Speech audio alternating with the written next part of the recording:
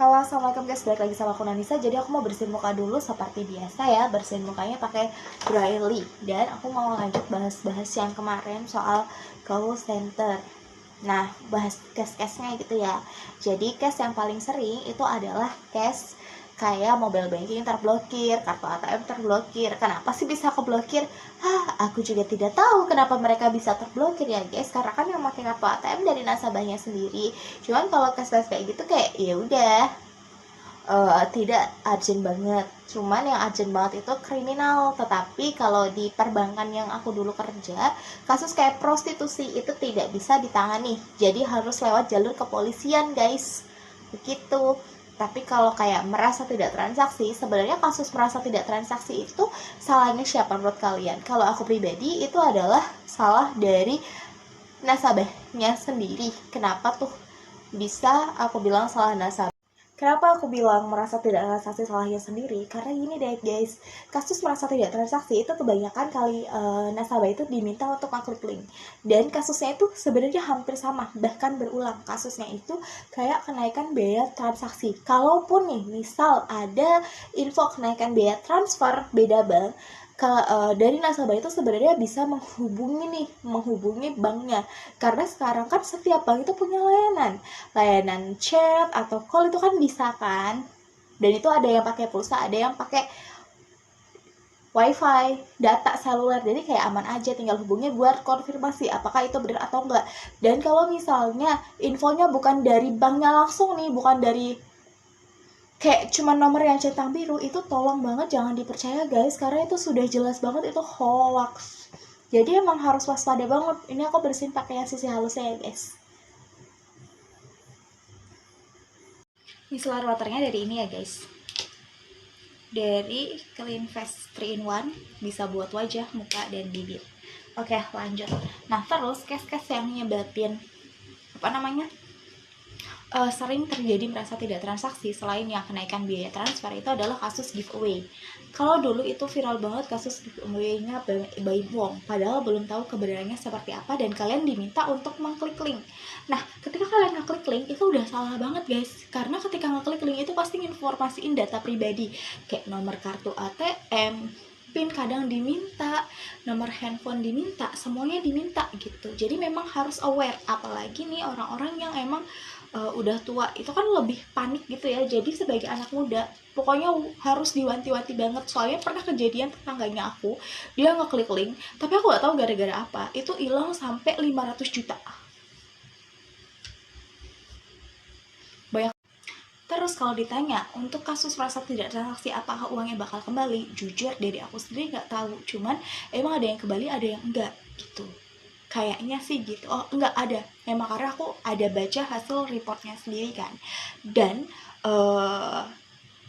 kenapa nih kasus merasa tidak transaksi semuanya diblokir, kartu ATM, mobile banking, atau apapun? Karena berhubungan guys. Kalau misalnya kalian nggak blokir salah satu, itu tuh kayak udah urgent banget gitu ya, karena yang namanya hacker sekali ngebobol dia udah bisa langsung ngebobol manapun gitu.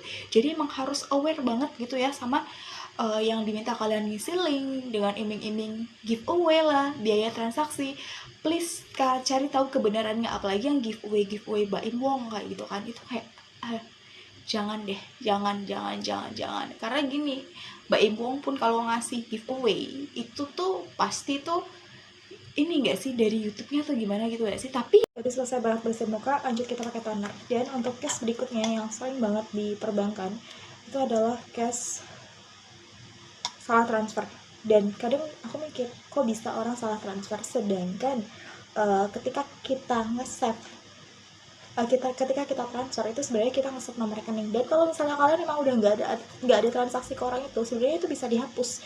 Nah, untuk salah transfer itu uangnya balik atau enggak, sebenarnya dari bank itu nggak bisa narik uangnya langsung, kecuali memang dari nasabahnya sendiri yang transfer.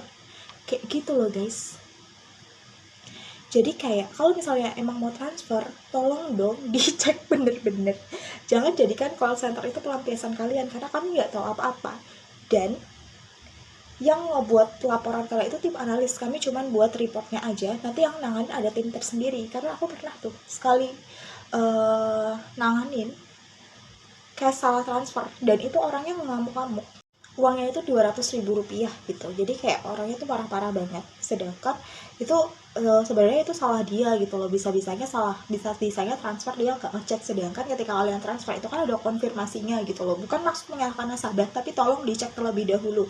Karena gini, ketika uang kalian masuk, dari kami emang nggak bisa narik, kami cuma buat laporan, sama seperti yang aku bilang sebelumnya.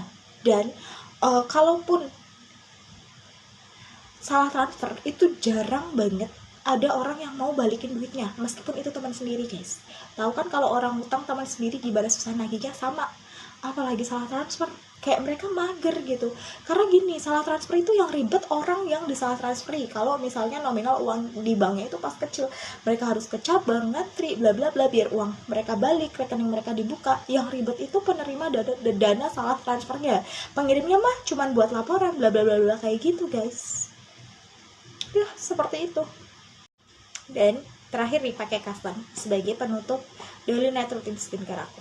Nah gitu, memang hal-hal yang memang ini dari kesalahan pribadi, cuman kesalahan dari nasabah sebenarnya, bukan kesalahan pribadi, cuman berefek besarnya itu HC-nya luar biasa guys. Gak tahu kenapa, cuman mau nggak mau sebagai call center kita nggak boleh yang namanya nge-release call nasabah, karena itu hukumnya haram tuh kalau dalam Islam ya.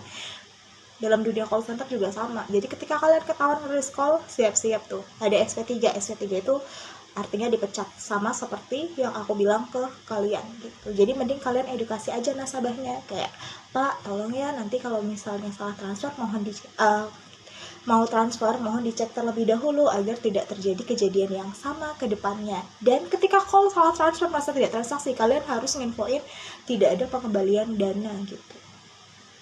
Karena apa? Takutnya berharap nggak HC lagi. Udah kelar guys, dan bye bye. Terima kasih sudah menonton video aku. Kalau misalnya kalian suka video-video aku yang kayak gini, kalian bisa like, comment, share, dan subscribe. Dan kalian bisa tulis aja di kolom komentar mau dibuatin video apa, nanti pasti aku buatin. Dan ya dukung aku terus ya guys, biar aku makin semangat bikin videonya. Terima kasih sudah menonton video aku. Semoga kalian bahagia selalu, dimudahkan segala urusannya, dilancarkan rezekinya. Dan bye bye. Assalamualaikum warahmatullahi wabarakatuh. Sampai jumpa di next video aku selanjutnya.